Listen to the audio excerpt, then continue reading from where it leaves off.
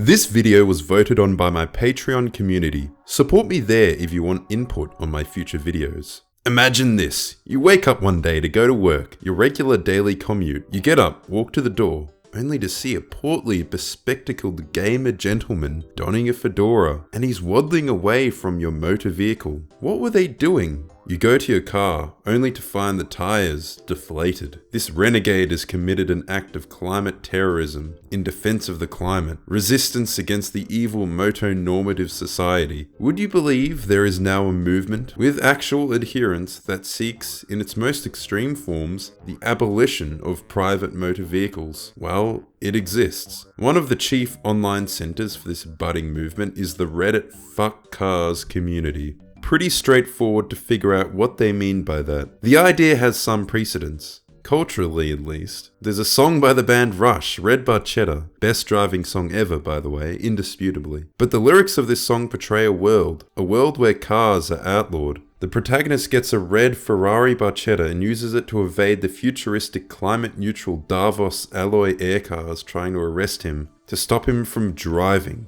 And this kind of makes sense because classically in our culture, cars are kind of a symbol of freedom, and the song portrays this. The joy and the elation and the sense of total freedom that comes from being behind the wheel of a large automobile. I am one of the people who loves driving, so I wonder why might somebody oppose it? Why would somebody take issue with cars? One is the climate, which is kind of obvious. Cars burn fossil fuels. Giving everybody a car gives everyone a device that burns fossil fuels, releasing more CO2 into the atmosphere, which contributes to the greenhouse effect. Pretty straightforward. Other reasons that people oppose them for include the damage they cause to others, plowing into people. And yes, traffic accidents are one of the biggest killers in the world, exceeding gun violence by a significant amount in the US. Traffic accidents have also been reframed as traffic violence, thus incorporating it into an existing linguistic framework. Yet another example of institutional violence. Another reason, and a common term you'll hear repeatedly, is car dependency. The cities we live in are reshaped around vehicle use, purportedly to the detriment of its inhabitants, meaning that people become over-reliant on cars, and thus walking and other forms of transport are rendered far worse and far more difficult. So how far do some people take it? Well, remember the example I gave earlier of the Redditor waddling away from a car? Well, that's something that the people in these communities actually do promote. They promote vandalizing the cars of people who are parking in the wrong space. Or perhaps they just have a car that they decide is too big. Or the car is made by somebody they don't like. It also extends to such compelling claims as anybody who lives in the suburbs is racist. Willingly living in the suburbs instead of a walkable urban area is racist. I'm worried about crime. Is it that? Or are you just afraid of minorities? Your chance of being a victim is low everywhere. Basically, if you drive a car, you're a Nazi. Let's start spelling it truck with 3 Ks. Now, they're just joking around, of course, besides the constant insinuations that suburb dwellers are racist. Car owners are racist as well. They're basically connecting these things. There is, after all, a significant overlap between suburban office workers with giant vehicles and racist tendencies. It's amazing how well connected the alt-right movement and neo-Nazism is in the US to the car and gas lobby. And to prove this in the first line, I go back to Henry Ford and the Protocols of the Elders of Zion. That is a great piece of evidence. And then the other piece of evidence is just milquetoast conservatives like the Daily Wire and PragerU. This Chinese electric vehicle costs just around $5,000 US. There is no reason anybody needs a car bigger than this tiny piece of shit. There is no possible conceivable reason why anybody would need more space than that. Now, trucks in America are bad, of course. But if you own a truck, Japan, now that shit is fucking kawaii. It's so epic and Japanese, dude. Not to mention, Trump has plans to eradicate cyclists. When Trump gets back into office, he's going to deploy a squad who will round up all cyclists and have them sent to special Project 2025 re-education centers, where you will be force-fed propaganda on toxic capitalist propaganda. Riding a bike is comparable to radical leftism and driving is the superior method of transportation. Trump truly believes that people on bikes are a threat to the MAGA movement, and I'm really scared what this means for our movement. Please vote for Harris in November. I'm afraid his plea went unheard. Maybe if we'd heard Zesty Gayo 5 before the election and what he had to say, things would have turned out differently. But unfortunately, you won't be able to cycle anymore now that Trump's president. We need to start destroying cars. Let's firebomb cars. That's right, you heard me. Let's storm the suburban streets at night and start firebombing any car we see that is blocking bike lanes and sidewalks. In Minecraft, of course. Imagine the look on some silly conservative car brain's face when he sees his stupid metal death box investment all up in flames and he can't do anything to rescue it. In Minecraft, of course. Hopefully that works. If you have a neighbor that has a big, stupid, child-killing truck and have the right materials, please do this. When they aren't looking, repaint it and disguise it as a clown car.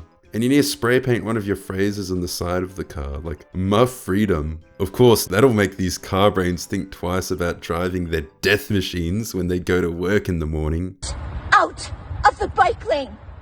Pull in there! Pull in the motorcycle parking! You're killing us!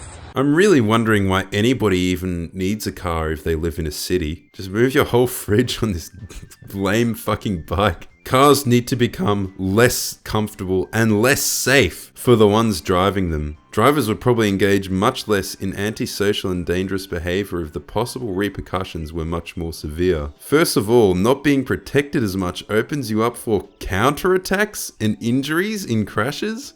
Counterattacks? Now, okay, this one is hopefully a joke, but I also gotta say, jokes kinda hit different when they're just a kind of slightly exaggerated version of what you actually believe. Now, being dependent on cars actually makes you poor.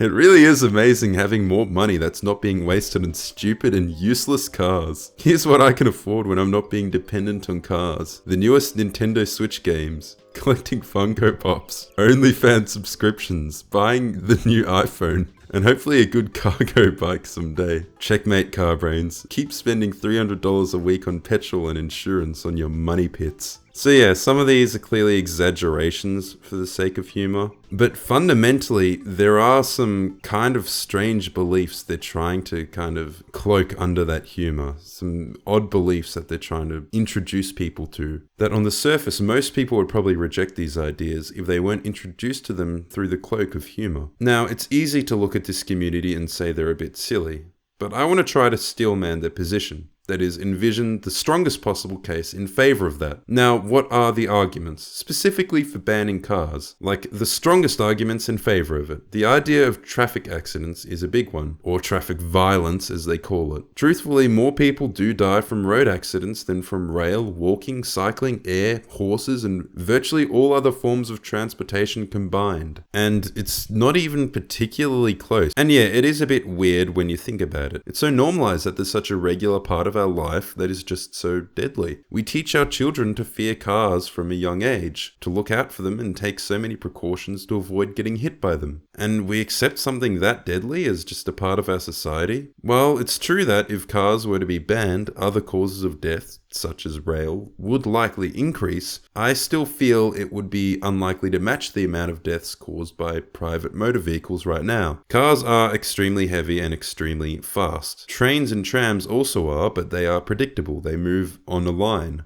on a rail. They follow a set path. With a car, it really is at the behest of the private citizen behind the wheel and how much you trust them, how much you trust your fellow citizens. You realize behind the wheel of a car, you really could just plow through everyone you see on the sidewalk. And yet, you don't.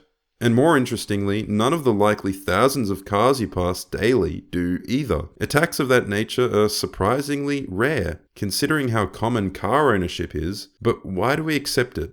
This high rate of traffic accidents. It's interesting because humans lived for millions of years before cars came along.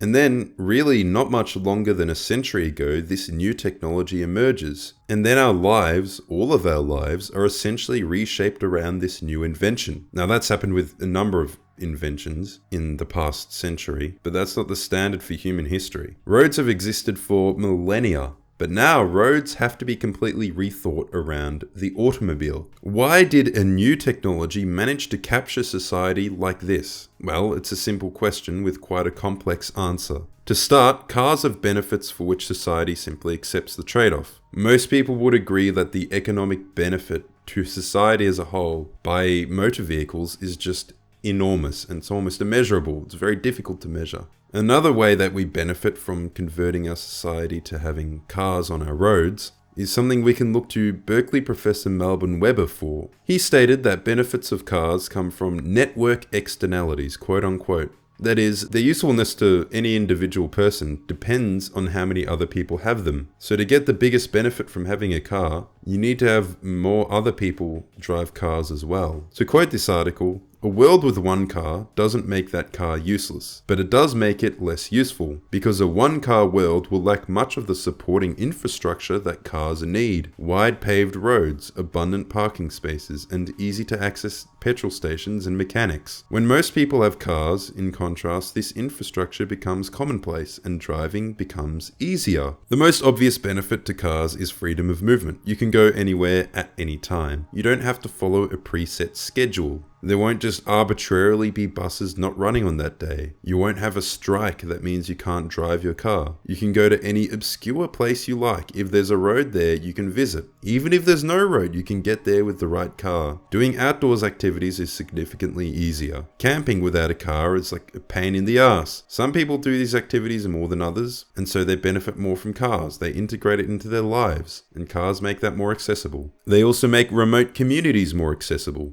Cars provide significant economic benefit. There are more places you can reach with cars than with trains. You can deliver products right to the location of the business. You can find more obscure items in more obscure places more easily. Cars are estimated to add a total of around $1 trillion to the economy. And that's in terms of the total effect on the GDP, which is kind of crazy. And okay, to be fair, that study is made by the car lobby. But as I said before, I don't think any reasonable person would deny that cars have a colossal positive economic impact. Millions of jobs are created. Time is saved for countless economically necessary journeys daily. And what about ambulances? The vehicle which can reach more obscure locations, that's able to fit its own miniature operating theatre within and deliver urgent medical care on site at the location, which would otherwise be impossible. It's the same thing with the fire department. A huge truck that can carry specialized equipment and water and high-powered hoses. You know how there are all those stories from history about like basically the whole city burning down, Rome, London? That just doesn't happen anymore. For many reasons, but prominent among those reasons being the fleet of fire engines that all modern cities have access to now. And these fire engines can be deployed anywhere, and these fire engines greatly benefit from the extensive car infrastructure that exists in modern cities. Now, to illustrate another point, I was in Lisbon. It's a nice city, to be honest, famous for its public transport, the quaint old trams, the funiculars. Also, it's extremely hilly, a lot of changes in elevation. Walking down the street one day, literally down, it was nearly vertical it felt like, I saw someone help a wheelchair-bound person out of the car and into a house. Now this is just one example, but it's a little reminder of how different things could be. If there were no cars available, somebody with a mobility-related disability, someone old, someone pregnant, they could not get around anywhere nearly as easily. It would be virtually impossible to navigate a city like Lisbon without a car. Now, of course, you do have public transport options, but that won't take you straight to your door. Of course, public transport can be adapted to be easier for disabled people, but it still won't accommodate as many possible cases of disabilities as a car or some private taxi service does. Now, when I was back in Melbourne, Australia, the trains would often wait at the station to accommodate taking out the wheelchair ramps. The driver himself would get out and deploy it. To contrast, in the quaint old trams and funiculars of Lisbon, that just wouldn't be possible. In these narrow streets, they have these steep steps. You'd kind of have to rip out all the old infrastructure that's part of the historic character of the city. And there does exist, of course, the inverse. There are cases where people who are unable to drive due to disabilities would be limited in terms of their independence. But doubtlessly some people really do just need cars. They need them to get around. They require them. And cars which are at least big enough to store varying sizes of disability equipment like wheelchairs. Cars are kind of an epochal technology. There is the pre-car and post-car infrastructure, pre-car and post-car cities. And they have so many benefits for society that people are willing to suffer the flaws to have them in that society. It is for this reason that most urbanists and walkable city advocates are not opposed to the mere existence of private automobiles and private car ownership. They recognize that cars are a necessity in society and will very often stress that they don't want to take away or limit your cars, with varying degrees of honesty behind that sentiment, but I'll get to that later. Many cities that limit cars will make exceptions. For example, Grafton Street, Dublin, it was converted into a car-free shopping strip. Exceptions are made to the car-free rule, of course. Cleaning vehicles, delivery drivers, ambulances, police, they're all accepted from that rule. So you can still harness some of the benefits of car infrastructure while having a largely car-free area. Another big gripe that anti-car people have with cars as a whole is that there is a kind of zero-sum game at play. I mentioned it before, as you have more people driving cars, the cities build more infrastructure to support that. And as cities build that infrastructure, it becomes even more enticing to drive. But as you make cars easier to drive with that infrastructure, other forms of transport become more difficult. More space is dedicated to roads, to parking, less space for trams, less space for dense housing, and less capital to be invested in public transport as opposed to, say, freeways. The inverse is true as well. Building dense neighborhoods makes driving a car more difficult. It becomes more challenging and expensive for the average person to make that choice. So, some people who prefer the car-free lifestyle consequently want fewer cars on the road. Because fewer people driving makes that lifestyle, the car-free lifestyle, the walkable lifestyle, easier to attain. Many bemoan American cities for their car dependency and will celebrate cities like the aforementioned Lisbon or Amsterdam or Barcelona, continuing a long-running tradition among a certain class of Americans that is deriding their hometown as a backwards shithole, while Europe is a sophisticated, fair, almost utopian society.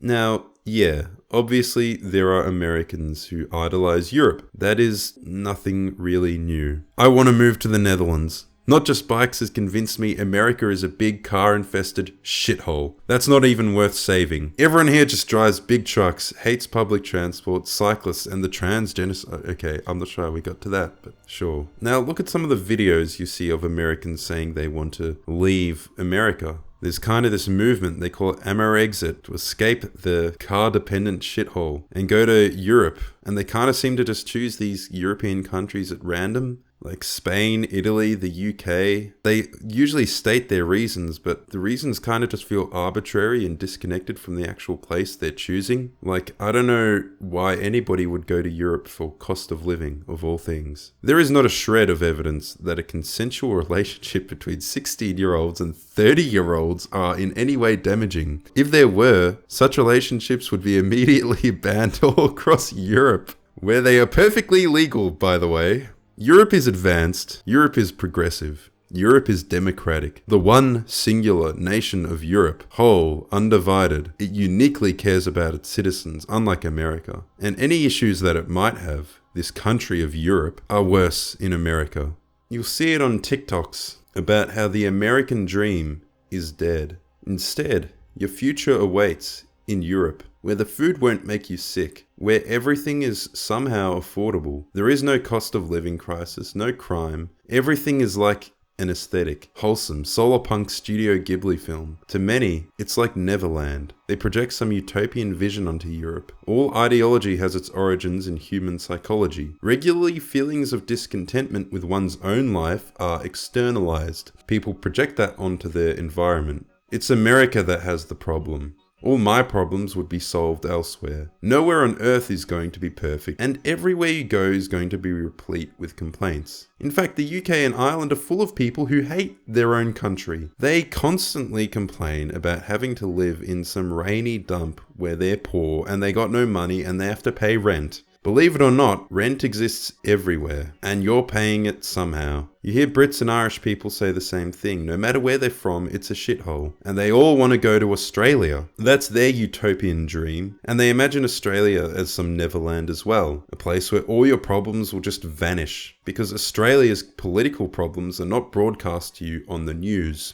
Now, I'm going to insert some of my own anecdotes here because, hey, I want to tell a story. If I make a claim that needs data, though, I'll try to provide the data. Anyway, anecdotally, I came across many Brits and even more Irish who complained about how their country was run by a corrupt and incompetent cowards, how they're suffering through a cost of living crisis, how housing prices are skyrocketing, and they want to go to Australia, which is presumably cheap, with affordable housing and competent leaders. And of course the wonderful weather, which to be fair, is easy to idolize when you've never experienced real heat, when you've never had to pay a water bill in the middle of a drought. Now, I have a pretty big personal blind spot here in that I've never been to America. So truly, I don't know what it's like from personal experience, but I've been to most of Europe, and I'm from Melbourne, Australia, which is an interesting standpoint to have because, for one, car ownership is a big thing in Australia, and it's a big country with sprawling suburbs and ample single-family homes. It's a bit like America in that respect, but also, Melbourne aims to be a 15-minute city. It's quite a big part of its policy. There are many bike lanes and paths throughout the city. Australia is kind of like a midpoint between Europe and the US, so I would say I have a unique perspective on this. One thing that I've noticed is almost universally the case for Europe, at least compared to Australia, is the lack of kind of mundane, everyday infrastructure.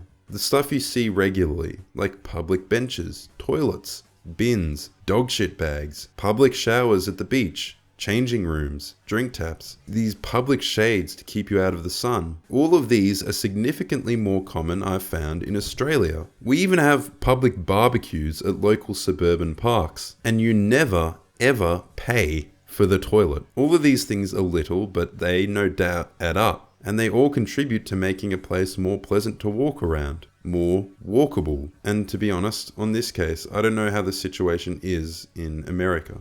Things like public benches and drink taps do seem to me to be less common than they are in Australia, but that's only the impression I've got from afar. So basically, in all this rambling, my whole point is the grass is always greener on the other side, and people will always idolize the country that's on the other side of the world where they're not from. And Americans do this with Europe. People often do it with Japan, obviously, but every country has its problems. And I think people kind of accept that intellectually at least, not in their hearts, but they kind of know that. But what you need to realize is that when you go to that place, those problems will become as big to you as the old problems were in your old country. And the problems in your old country will over time seem to lessen. They will seem less important and more trivial. Because fundamentally, everywhere on the world, it's run by humans who are bound by human nature at the end of the day. So another point I want to make for these Americans who want to go to Europe is that the transit is actually very inconsistent. Because there's this impression that Europe has this amazing public transport system. Now, obviously, considering it's many different countries,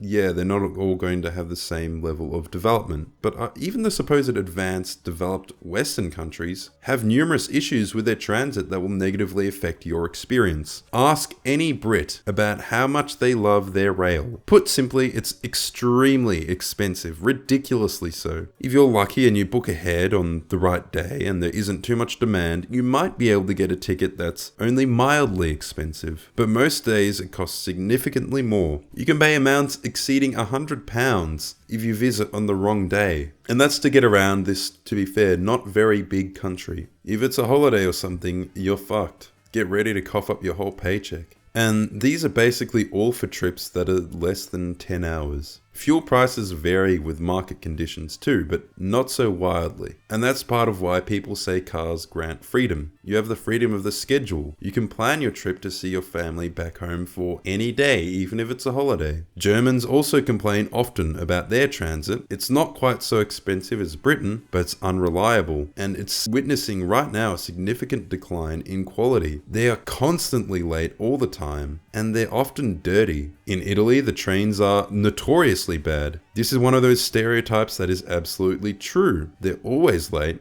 often cancelled. They literally tell you what retardo level they are on their train signs. And the Italian train system has a lot of retardos. And as you go east, it gets worse. Many of those countries do not have international trains and very limited intercity trains. Instead, you'll take the bus, which are uncomfortable, with bad ventilation, no air conditioning. In Romania, the trains will take like 10 hours between cities that are relatively close, when a car trip takes basically half the time. So when you say the public transport is so good in Europe, what you actually mean is the public transport is so good in the Netherlands and maybe Belgium. In addition, the EU does make it much harder to drive. Through many of the measures that urbanists support, cutting down on car parks, car lanes, outdoor parking spaces, making some streets pedestrian only, there's also the fuel excise. That is the tax on fuel, and it is higher than it is in the US. There's an EU minimum, and in addition to that, each country gets to choose its own rate that exceeds the EU minimum.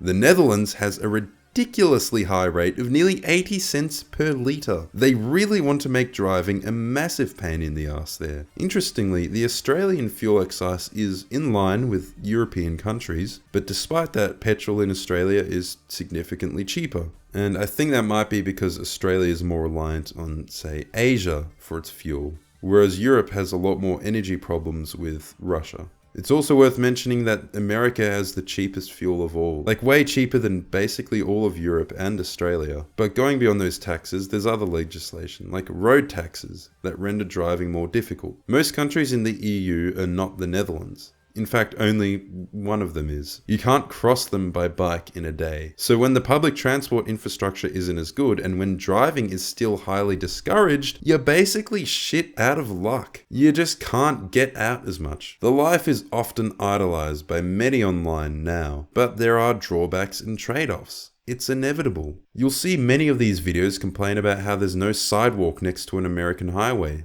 But there are many places in Europe that are quite literally unwalkable, especially I found in the UK and Ireland. Now imagine, instead of a grassy field next to the highway, there was a hedge that went right up to the edge of the road. That some farmers' private property included basically everything up to the bitumen. If you want to walk somewhere, you have to walk on the road, where the speed limit is like 80 kilometers an hour and the roads are extremely narrow. When they say walkable cities, they really do mean just cities, like when you're near the center. Because when you're in these small European traditional villages, you're often just as, if not more, car dependent than an American. Another thing that is quite obvious is that urbanist and anti-American people greatly rely on aesthetics as a feature of their argument. Once you notice it, you realize how a good bulk of the argument is showing scenes of America looking ugly and then nice pretty European towns, and using that to basically make your argument for you. Here's a wonderful video about the average American suburb versus the average German suburb.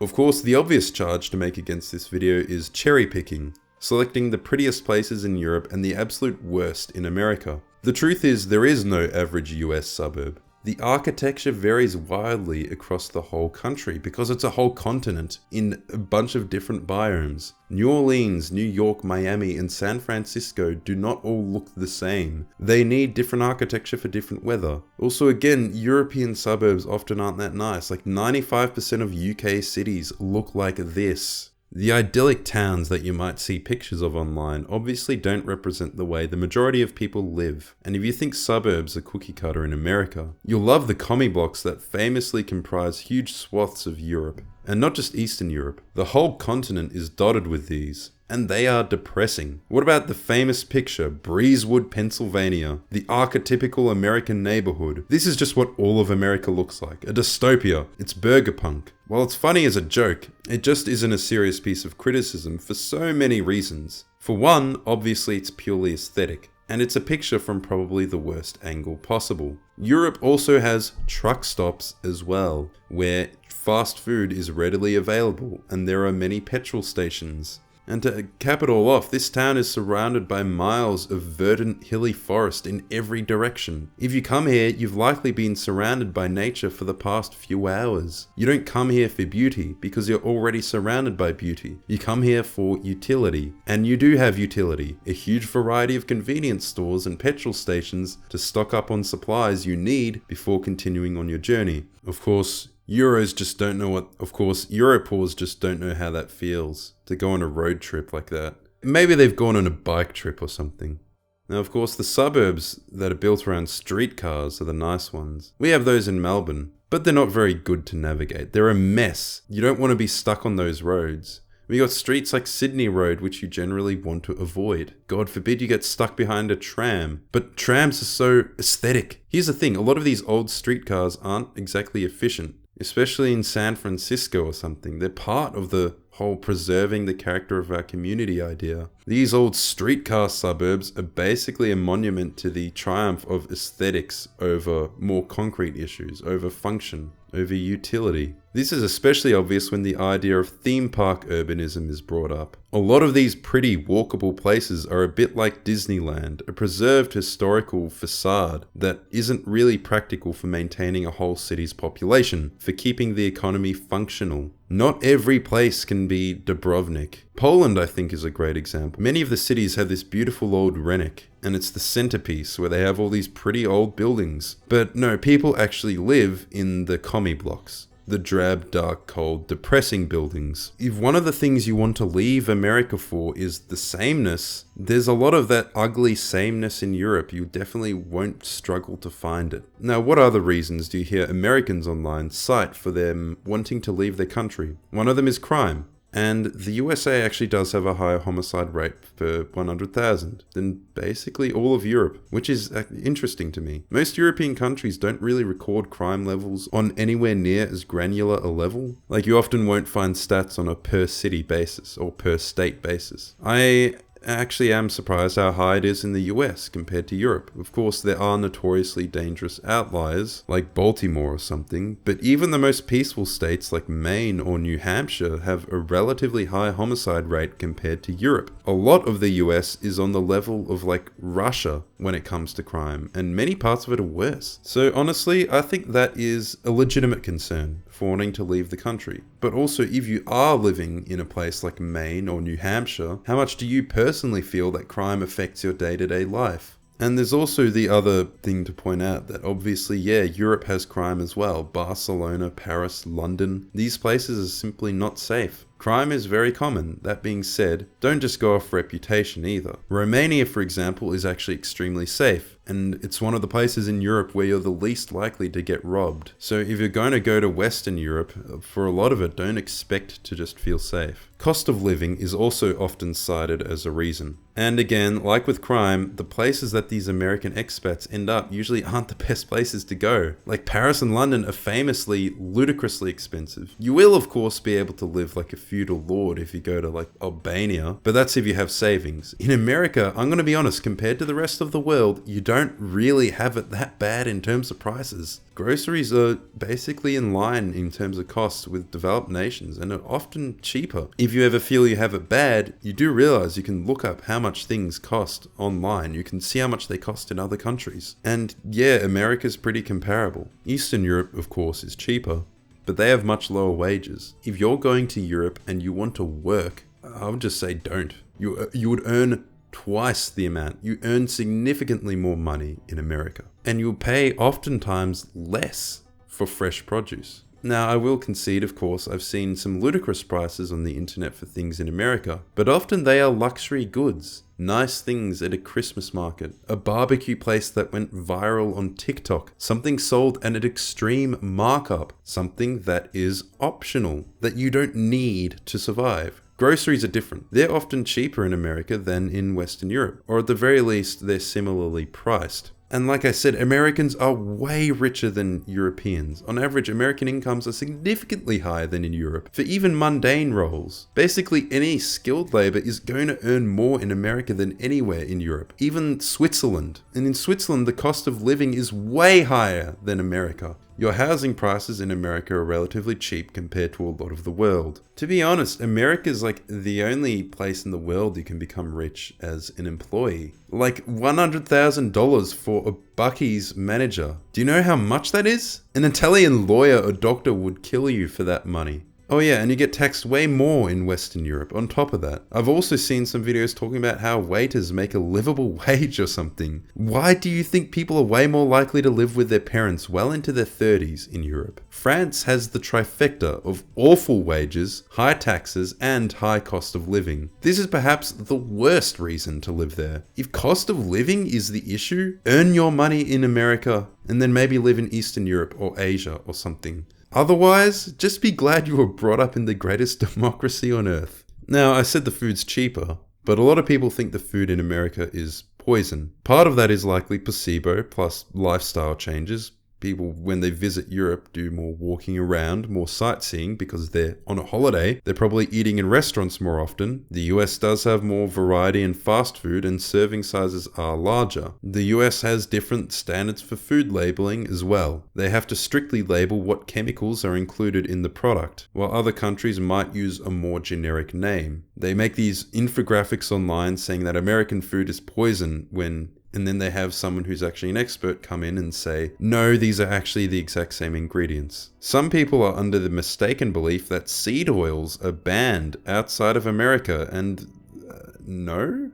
Americans are less healthy on average though. Americans are fatter. And I think food standards in America are lower. What that means is you can buy much cheaper food, but the cheapest food is going to be worse than anything you could find in Europe. But you can still choose to be healthy in America. You can still buy quality food that's at the same quality as in Europe for the same price. Fresh food is still affordable there. How much farmland is there in your country? You are blessed with the most available farmland in the world, and you're saying you can't find anywhere that will sell you fresh produce that isn't supposedly poison. That sounds like a skill issue to me. Produce is still affordable, organic food is available, and organic quality food is more expensive everywhere. So yeah, I think really the difference is the more lax food regulations. So to put it in short, it's because you're buying the lowest level slop, and the lowest level European slop, which mind you is still pretty sloppy, is not at as low a level as the lowest level American slop.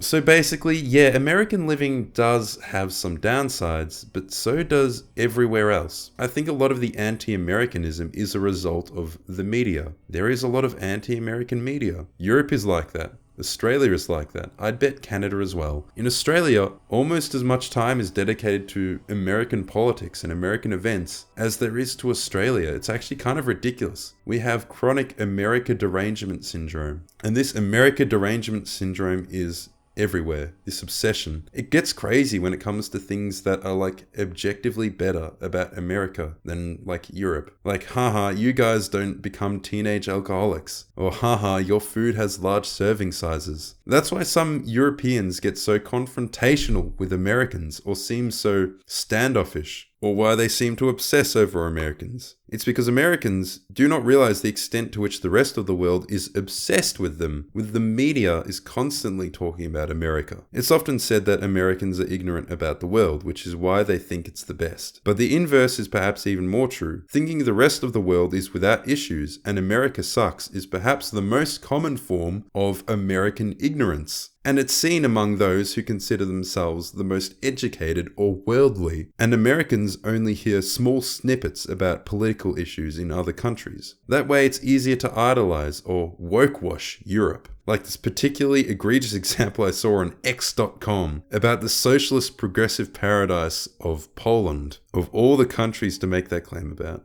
And when I see Americans disparaging their homeland, saying they should be more like Europe, it's almost always through an extremely myopic lens, like they've only seen tiny snippets of it on TikTok videos. You know it's bad when you see people idolizing China, of all places, based on those viral videos of Chongqing, you know, with the train going through the house. But also, it should be pretty obvious how living there would fucking suck. Like, who wants to be the guy who has a train literally running through your apartment at all hours? Again, the whole aesthetics thing. It's aesthetic, but it probably fucking sucks to live there. They might even see some factoids, some image macros that have outdated or outright false information about universal healthcare and high taxes. People also get denied healthcare or placed on lengthy wait lists. In Canada, they'll offer to just kill you if it's too expensive to treat you. And again, this isn't to say that in America they don't have major flaws in their system. It's to say that everywhere else also has major flaws as well. They might not be as flawed, but they are still pretty flawed. Most of Europe has pretty bad healthcare. In Europe, you'll still witness shitty, smelly cities with drug use,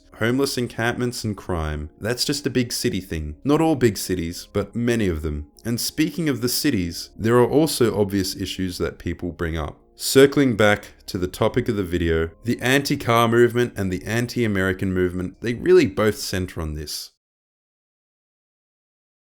Car dependency. American cities are not walkable. They rely on cars to get around, and you can't walk. The cities are built around them. So, the walkable city movement, or the urbanism movement alternatively.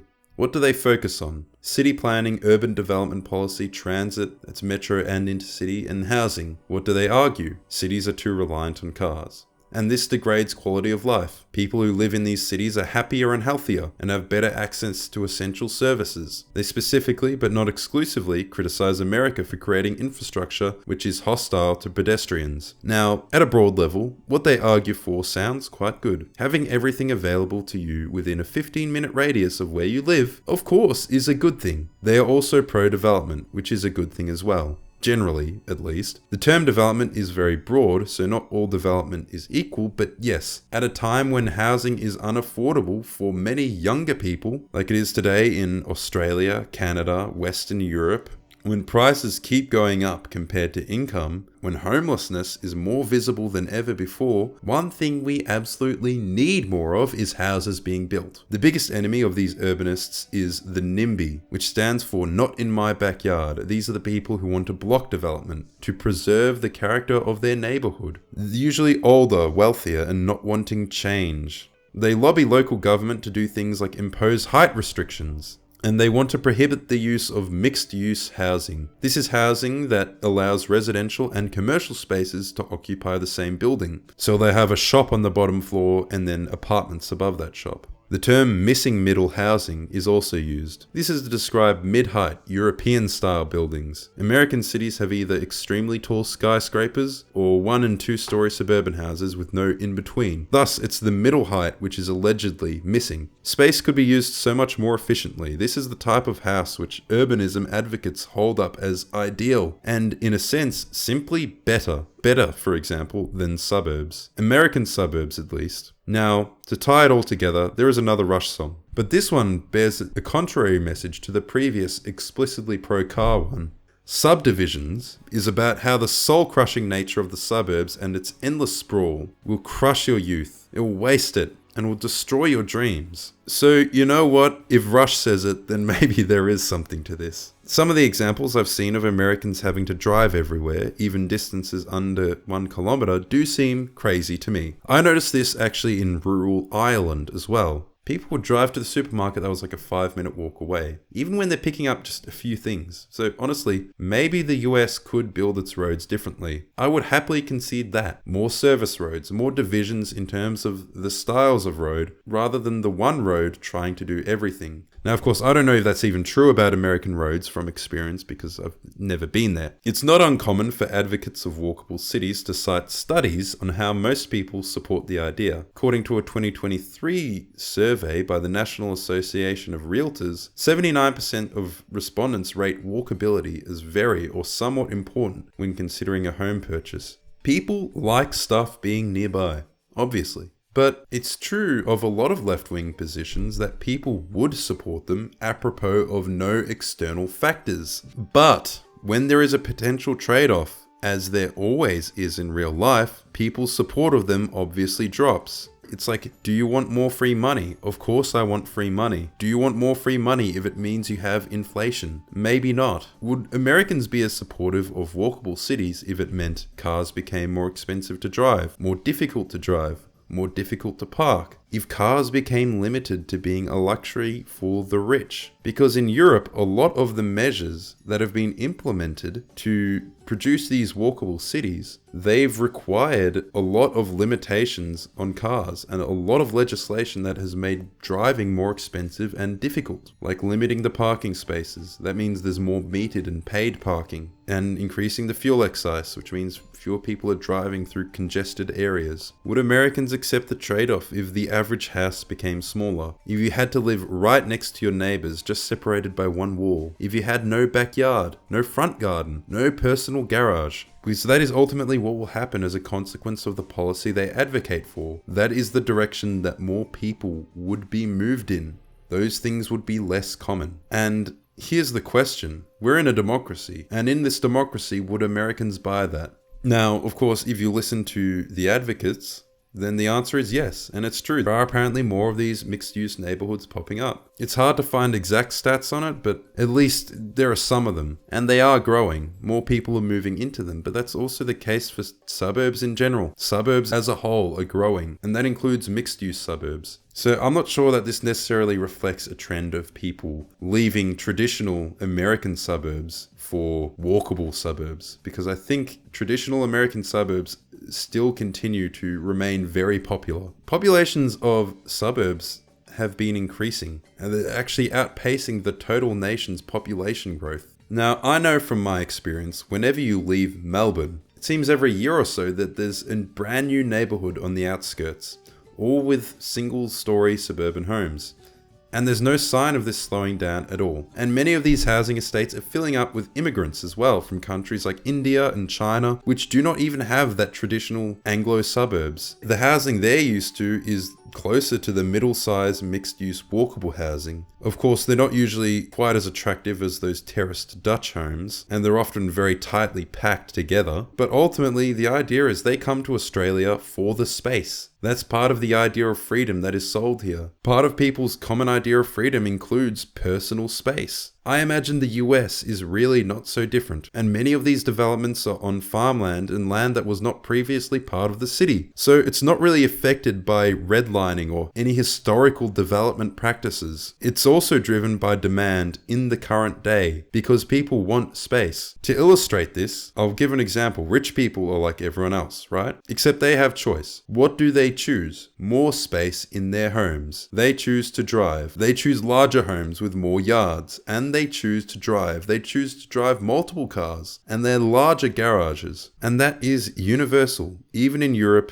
and in Asia. It's everywhere in the world. It's not just an American thing. Space is preferable. And when you ask people to give up space, you're asking people to give up something that they really want. When you're asking for more dense housing, you're asking basically for people to give up personal space. And you need to sell that to people because you're in a market and you're in a democracy. And you know what the funniest part is? The kicker to all of this is that in America, it's the red states that are doing better on housing. The ones that are building that endless suburban sprawl. Places like the dreaded Houston. They're seeing rent prices drop. You're actually seeing significant improvements on things like homelessness. Because, well, basically, they do allow development.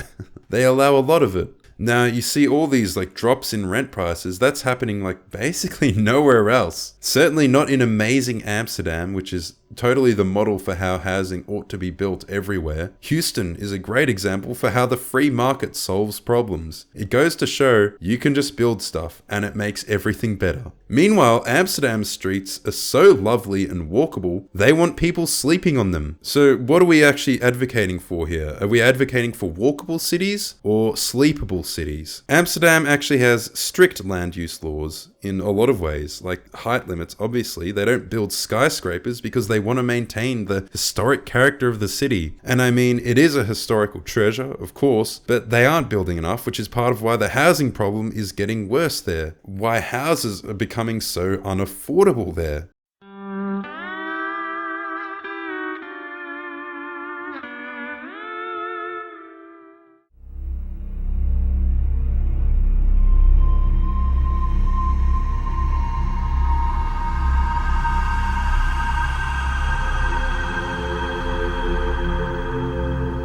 It's the quote-unquote libtards who want to preserve the character of their community. It's many far leftists who oppose the YIMBY idea because, well, Obviously, it contributes to gentrification, and often these more liberal communities tend to look like the walkable ideal, like terraced housing and duplexes, except they're doing absolutely awful in housing. San Francisco is a great example. It's praised on the one hand for its walkable character, but also it receives criticism often from urbanists because its housing policy is just terrible and they're not building new houses. And what do they get for that? Sky-high housing prices and homelessness. And to be honest, when you see a space like San Francisco, it basically need to turn into Hong Kong to actually meet demand. Now, the whole crux of this is basically, it raises the issue. Would you take more housing and development around cities, even if the majority of that growth was in single family houses? If the majority of that growth was in the suburbs? Because a lot of these great so-called walkable cities are doing quite terrible in terms of housing prices, and they have skyrocketing housing prices and homelessness. A lot of these walkable places, they're struggling.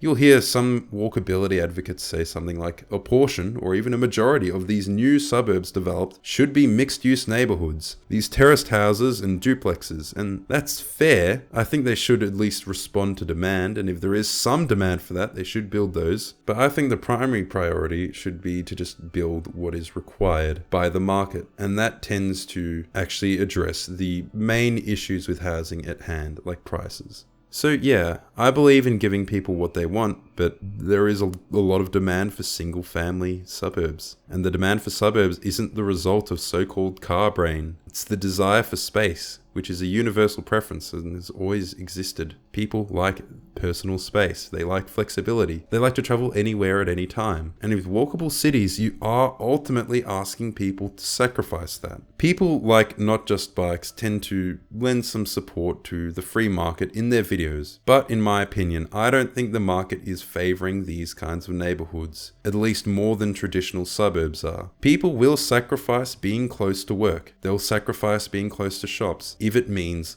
more space. In the 19th century, it was common practice for people to live in the factories that they worked in. And this practice continues in some ways in a lot of transit-centric cultures like China. The reason this practice is so much less common now is in part due to changes in transit. This includes trams and trains, but it also includes the private automobile. Ultimately, coming from the 19th into the 20th century, people willingly chose to give up being close to work so that they could move into the suburbs. It was not thrust upon them. They weren't hoodwinked into doing it. People did, they do, and they will continue to choose the suburbs. You can see that the size of the average house has continued to grow. Over the long term, people are wanting more private space and not less, everywhere. Walkable cities are, in part, a way of selling something undesirable to the average person. Space is running out. Private cars are not good for the environment, so you have to convince people that it's in their interest to desire smaller houses. It's a bit like degrowth. Industrial society is accompanied by some downsides. New technology has downsides. Degrowth asks us, how do we undo industrial society and make people live like peasants again and accept that kind of lifestyle? Walkable cities isn't quite as extreme. It's only really comparable in that it's just a hard sell and you're asking people to give up something they want. It's especially a hard sell in a free market and in a democracy, where really the people decide what they want. I'll trade you this walkable city for your crummy old single family home.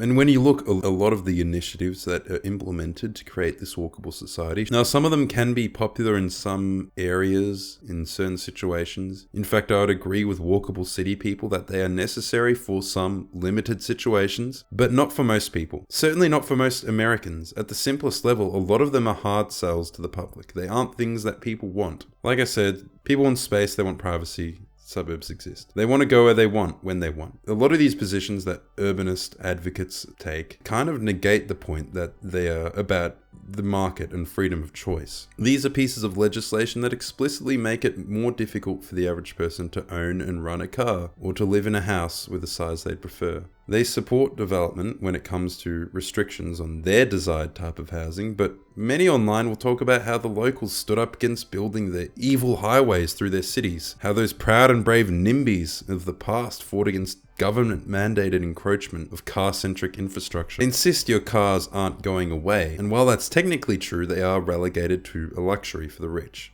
When they say car travel is an option for the people who need it, that's not true. It's for the people who can afford them. How do you sell that to people, especially given how much cars have contributed to social mobility? The fact that people don't have to live near their work is a bonus. They don't want to live near their work. Imagine you told people living in the early 20th century that there was an impending invention that would allow them to live much further away and travel for work and travel longer distances to get to work. That will allow them to buy a larger house. That also makes it easier to change jobs when you have a wider radius to choose from. On the surface, walkable cities may seem appealing, but revealed preference is always different to stated preference. What do people gravitate towards? There is literally no indication that Americans are looking to move away from suburban places en masse. There may be some more walkable neighborhoods for those millennials who have the preference, but broadly speaking, Americans don't want to be like Europe. In fact, America has net migration from basically everywhere in the world, besides Australia, interestingly. People want to live in America, and in America, people want to live in the suburbs. One of the biggest talking points on the urbanism debate is the idea of induced demand. For example, a politician wants to solve congestion in an area. To do this, they expand the roads, build more lanes. But as they expand the roads, the congestion does not get better. No, instead the roads will just fill up with more cars, leaving basically the same level of congestion.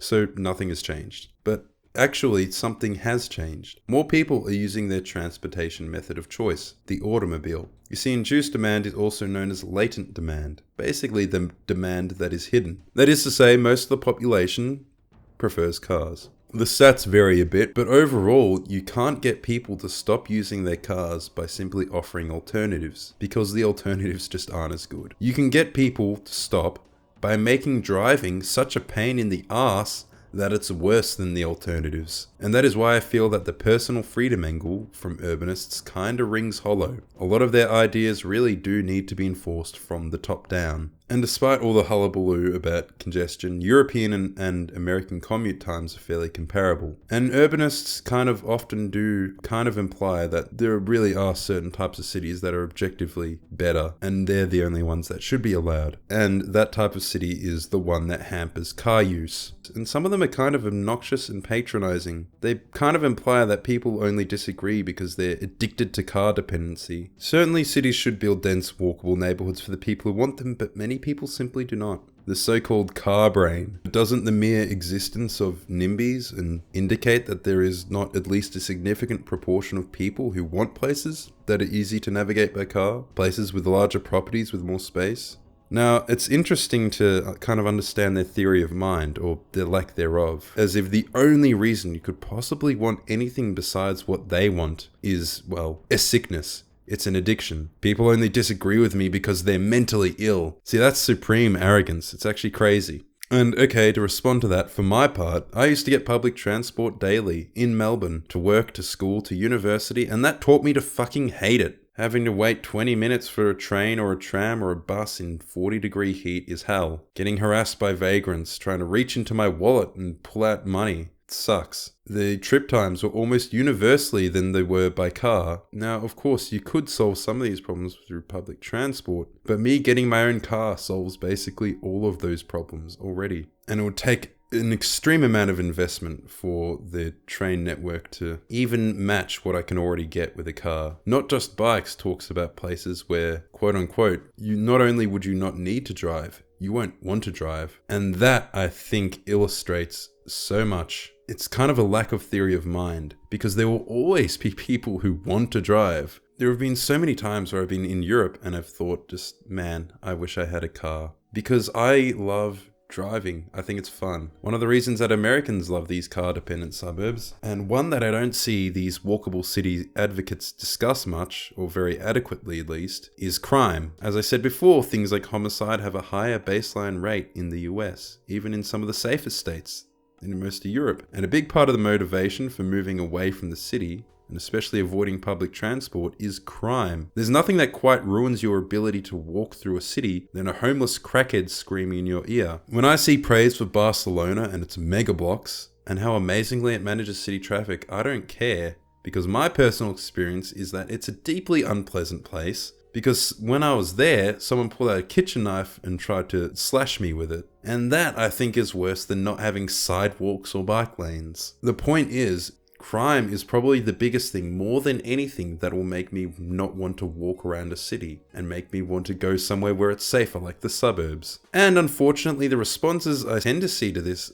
are just frankly very unsatisfying. Conservatives are so scared of cities, bro. Like, bro, just walk outside, my guy, my dude. Don't be such a pussy. But also, women are really scared to walk home at night. But also, like, dude, are you seriously scared just because you can't take your car? Dude, the city's fine, just walk around. Also, crime's not even an issue. Also, defund the police and prison abolition. And dude, you might just have to learn to live next to homeless vagrants threatening your life, bro. You just saw some sensationalist stuff on the news, like that lady getting burnt alive. That didn't actually happen, bro. You don't like the smell of piss? That's kind of unethical, bro. Check your olfactory privilege. It's part and parcel of living in a big city. It's actually normal to stand away from the platform and not a symptom of an issue at all, bro. If a man sits next to you reeking of urine, just smell the piss, chud. Smelly Ellie says so, and she has a piece of paper to prove that she knows what she's talking about. And yeah, I don't see anything substantive on this issue that is actually, yes, a real issue.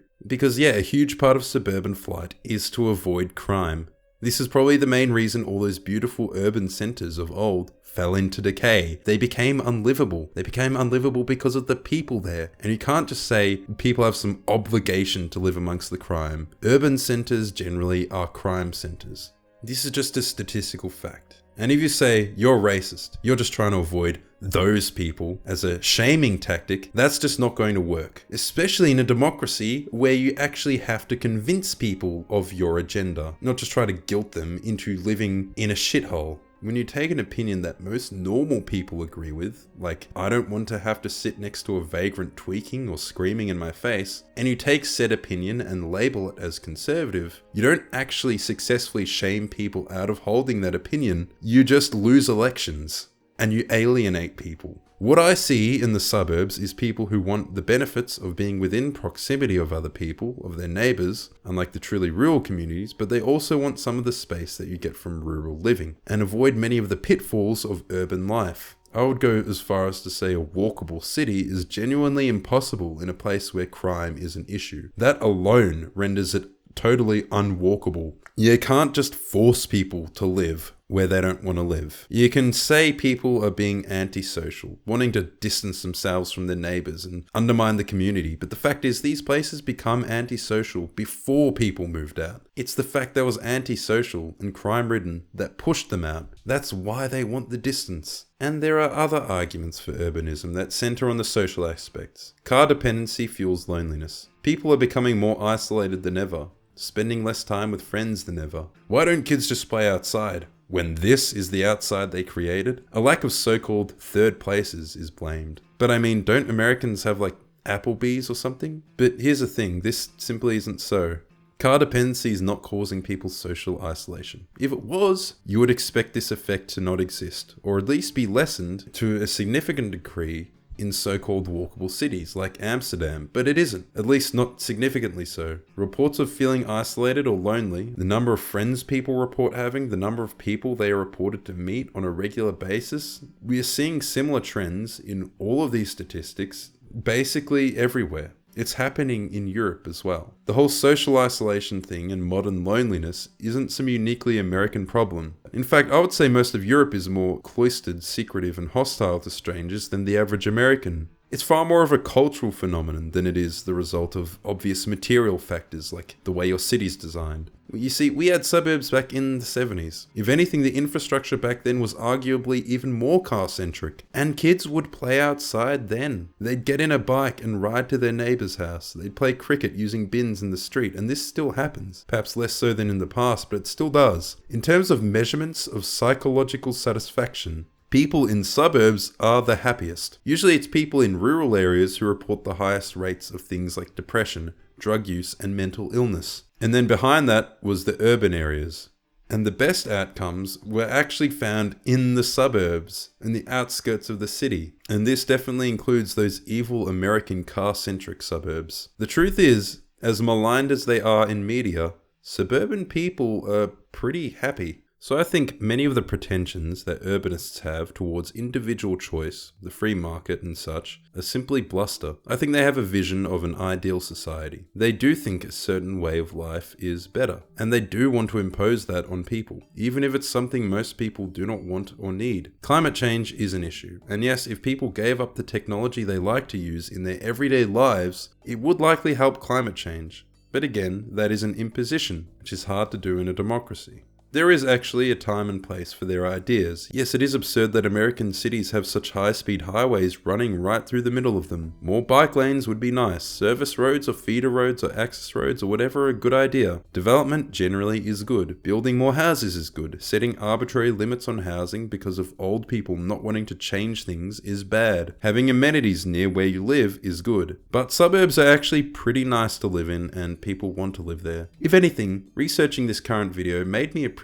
Australia a lot more for its infrastructure, its amenities. It seems to be a good middle ground in my opinion. It seems to avoid some of the excesses of American cities, while not being so restrictive as European cities. Australia is known to be pretty car-centric, but I see the videos on the so-called stroads in America and they are fundamentally unfamiliar to me. Australia is not built like that, and I don't remember it ever being built like that. The real issue I would say Australia has is how centralised it is. 40% of the population live in just 2 cities, and those cities are just enormous.